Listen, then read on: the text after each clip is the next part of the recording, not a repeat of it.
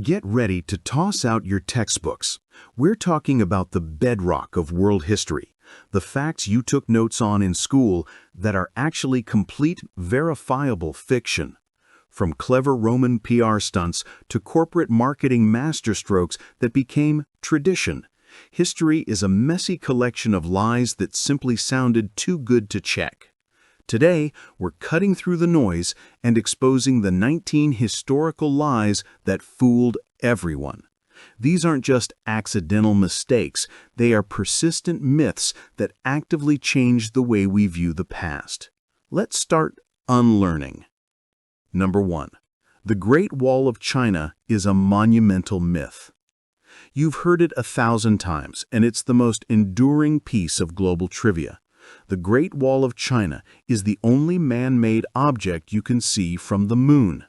It's an epic thought, a testament to human achievement, visible across the cosmos, a proud flag planted by humanity for all space to see. The only problem?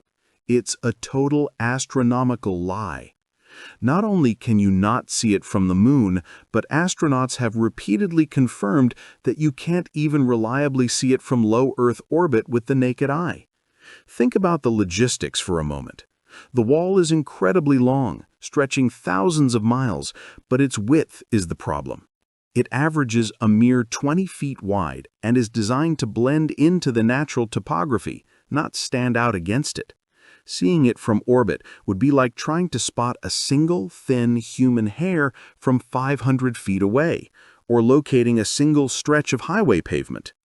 The myth's true origin is difficult to pin down precisely, but it gained enormous traction in the early 20th century. The grand, romantic idea sounded too good to fact-check, and it was often used as a convenient symbol of human engineering prowess. It is stuck around with such resilience that even the first Chinese astronaut, Zhang Liwei, confirmed upon his return from orbit in 2003 that he could not see the wall. This lie serves as a perfect example of how poetic license often trumps boring scientific reality in the collective consciousness. It's a powerful myth, but the reality is far more subtle. It's not a cosmic beacon, it's just a wall. Number 2.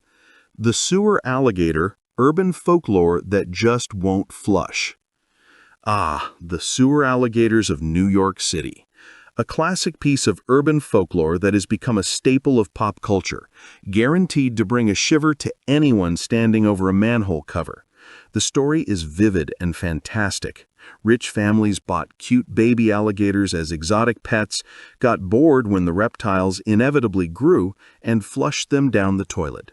These resilient creatures then supposedly thrived in the warm, dark labyrinth beneath the city, growing into giant, blind, albino monster gators, subsisting on, well, no one knows.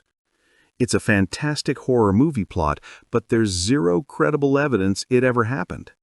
The tale began circulating in the 1930s, likely sensationalized by journalists after isolated, verifiable incidents, like a small gator being found in a storm drain in Harlem, likely a lost pet, not a sewer-borne predator. The logical holes in the story are massive. The diet. Alligators are large, warm-blooded predators. The standard sewer contents of New York do not provide a sustainable diet for a colony of apex predators. There is not an endless flowing stream of lost wedding rings and pizza-loving rats sufficient to sustain a breeding population of giant reptiles. The climate. While the deep sewers are somewhat warmer than the surface, the winters would still be too cold for a tropical reptile to survive long-term. Alligators need to bask in the sun to regulate their body temperature, a distinct disadvantage when you live 100 feet underground. The proof. Despite decades of sanitation workers navigating the massive, miles-long tunnels beneath the city, not one colony of giant pale gators has ever been discovered. The legend persists because it taps into a primal fear, the unknown dangers lurking just beneath our feet. A perfect cautionary tale about disposable consumerism and unwanted exotic pets. Number 3. The Illuminati, a total flop that became global propaganda. The Illuminati, the ultimate boogeyman of modern conspiracy theory, the all-seeing eye on the dollar bill, the secret society of global elites pulling the strings from a shadowy boardroom, controlling wars, economies, and maybe even your Wi-Fi signal. They are the puppet masters, the perfect explanation for everything wrong with the world. Here's the hilarious truth. The Bavarian Illuminati was a real group, and it was a total flop. Founded in 1776 by law professor Adam Weishaupt, it was a small, short-lived, slightly pompous society of Enlightenment-era intellectuals. Their goal was modest: to promote rationalism, secularism, and liberal thinking against religious dogma and superstition in Bavaria. They were essentially a nerdy book club with a penchant for secret handshakes and arcane titles. They probably spent their secret meetings arguing about the philosophies of Kant and Locke over stale crackers. The all-powerful cabal that supposedly rules the world was basically busted by the local government after about 10 years and had completely dissolved by 1885. They were less powerful than a modern college fraternity. They couldn't even organize their way out of Bavaria, let alone run the entire planet and the global financial system for 250 years. The myth that transformed them from a failed 18th century club into a world-controlling superpower was largely cemented in the 20th century, thanks to popular fiction and the desire for a simple, overarching explanation for complex global events. The power of the Illuminati today is 100% in the mind of the conspiracy theorist and 0% in any actual historical boardroom. Number 4. St. Patrick, the ultimate spin doctor who erased reptiles. Every March, the world celebrates St. Patrick, the legendary hero who supposedly drove all the snakes out of Ireland. It's a story of faith triumphing over evil, a powerful miracle for the ages. It frames Patrick as a medieval monster slayer and the patron saint of effective pest control. Except for one tiny, inconvenient detail: there were never any snakes in post-glacial Ireland to begin with. The island was separated from the mainland by water long before snakes could slither their way over after the last ice age. Ireland's ecosystem simply never supported them. This means St. Patrick's miracle wasn't a miracle at all. It was a non-event based on a convenient absence of fauna. The story is, however, a brilliant piece of historical PR. The snakes were a powerful metaphor, a symbol for the pagan religions like Druidism that St. Patrick worked tirelessly to replace with Christianity. He was the ultimate spin doctor, turning a routine missionary assignment into a monster-slaying epic. He didn't drive out literal reptiles, he just performed a very effective and very metaphorical cultural pest control on local beliefs, and the tale stuck. It's a lesson in how religious narrative will always trump ecological fact. Number 5. Absinthe, the Green Fairy's drunken lie. Absinthe, the Green Fairy, the drink of choice for tortured artists and poets like Van Gogh and Baudelaire.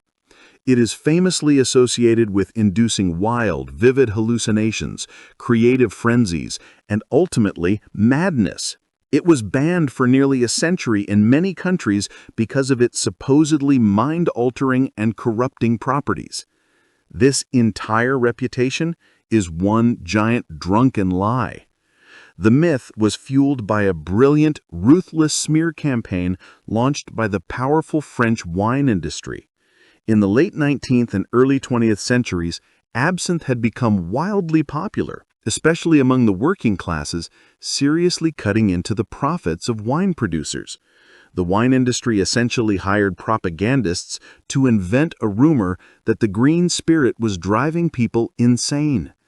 Absinthe does contain a chemical called thujone, derived from wormwood, which in very high doses can be toxic. However, Modern scientific analysis has confirmed that the amount of thujone naturally present in absinthe is so negligible that you would die from alcohol poisoning 10 times over before you felt any psychoactive or hallucinatory effects from the thujone itself. The artists weren't having profound psychedelic visions, they were just drinking an extremely high-proof spirit, often over 120 proof, in vast quantities. They were just wasted, probably writing terrible poetry and thinking it was genius. The madness was simply alcoholism, repackaged as mysterious bohemian lunacy. Number 6. Diamonds, the most successful marketing lie in history. Prepare to get angry at your jewelry. The persistent belief that diamonds are inherently rare, incredibly valuable, and the mandatory symbol of eternal love is perhaps the most successful and expensive marketing lie of all time. Diamonds are not particularly rare. In fact, they are one of the most common gems, certainly more common than emeralds or rubies. Their value was artificially and masterfully inflated by one company, De Beers. In the 20th century, De Beers established a near-global monopoly, allowing them to control the supply of diamonds. They deliberately hoarded mined diamonds to maintain scarcity and drive up prices. They then hired an American advertising agency, N.W. Ayer, in the 1940s, which gave us the immortal slogan, "A diamond is forever." This agency literally invented the modern tradition of the diamond engagement ring out of thin air. They didn't just sell a product, they sold an idea, a cultural expectation tied to a specific price point, 2 months' salary. It was a brilliant move to tie an abundant commodity to an abstract, deeply emotional concept like marriage. That shiny rock isn't a symbol of eternal love that has existed since time immemorial. It's a symbol of marketing genius that's less than 80 years old. And we're all still paying for it. Number 7. Elementary, my dear Watson. A quote that never existed. Picture the scene. Sherlock Holmes, magnifying glass in hand, having just solved an impossibly complex case. He turns to his loyal companion, Dr. Watson, and says the immortal line, "Elementary, my dear Watson." It's the single most famous, defining quote associated with the character, a perfect distillation of Holmes's genius and condescending wit. The catch is he never ever says it in any of the original 56 short stories or 4 novels written by Sir Arthur Conan Doyle. Holmes does say elementary alone. He does say my dear Watson alone, but the two phrases are never combined into that perfect catchphrase. The line was popularized decades later in stage plays and early films, notably the 1929 film The Return of Sherlock Holmes. It became so instantly iconic and universally satisfying that it was retroactively burned into our collective memory. It's the ultimate literary Mandela effect. Conan Doyle probably would have been baffled that his character's most iconic catchphrase was one he never bothered to write. Proof that sometimes Hollywood is a better writer than history. Number 8. The Flat Earth Lie, a 19th century fabrication. The myth about the Dark Ages is so pervasive that we even use the term to describe a time of supposed ignorance and anti-intellectualism. Central to this is the idea that everyone in the Middle Ages, from peasants to kings, believed the earth was flat. This is the ultimate example of modern condescension toward the past.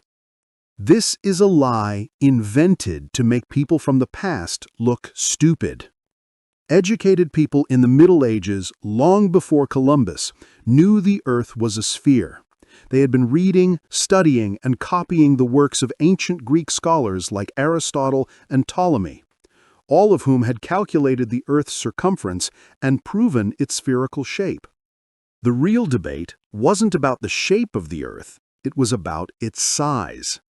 The entire narrative that Christopher Columbus was a lone genius fighting a superstitious backwards church that feared he would sail off the edge was largely fabricated in the 19th century by writers like Washington Irving. His fictionalized biography of Columbus was highly popular and intentionally painted the medieval church and its critics as ignorant fools. In reality, Columbus's critics weren't afraid of him sailing off the edge. They were correctly arguing that his mathematics were terrible and the planet was much bigger than he thought. The modern flat Earth myth is a lie about a lie. Number 9.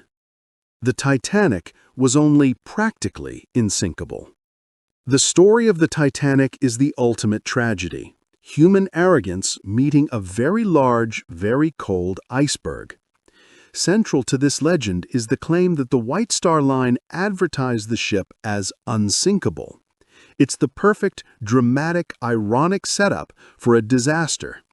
Hubris defied by nature. The truth is, they never actually said that.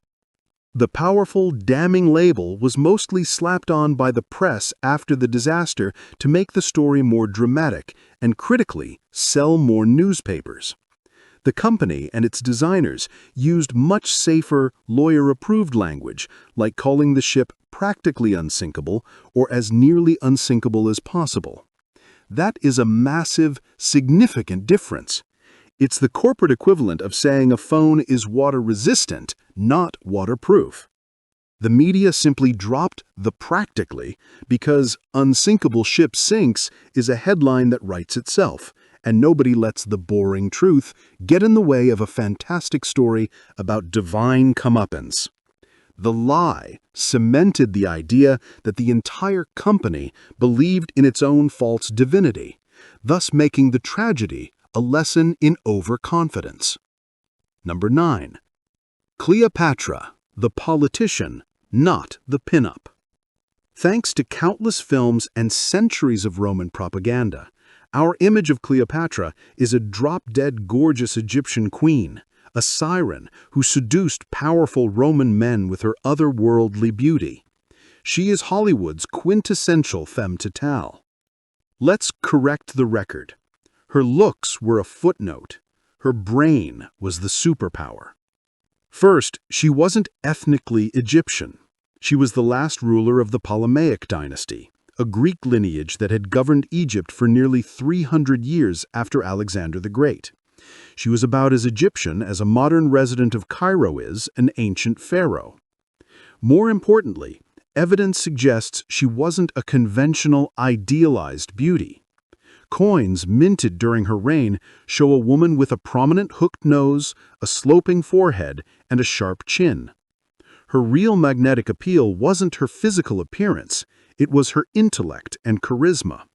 She spoke multiple languages, a staggering 8 or 9, was a brilliant political strategist, and had a charisma so powerful it made 2 of the most influential men in the world, Julius Caesar and Mark Antony, risk their empires for her.